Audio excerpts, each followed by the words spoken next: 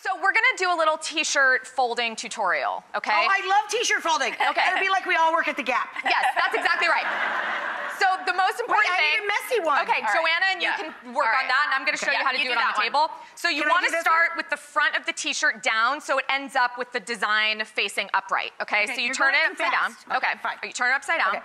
Okay, you fold it into thirds, so fold the sides in. Exactly. Do I put this one down You because it's can, longer? yes, I like to, but you don't. Because it's longer. Yes, okay. And then fold it in half. When you're done with that, you just bring the bottom side up. There you go. See, that's how I feel Bottom about cooking. Okay, okay. All right, then you fold it up, and Okay. then fold one more fold, Okay. and then you have a perfect little square. So the design will be on the top. Okay. And now what you do with these is if you have a drawer, or it could be a basket, you file fold it right side up, like this. And that how way, happy is that? you can just see everything you have without pulling a huge stack. Yes. Oh, it's gonna be a long night when I get home.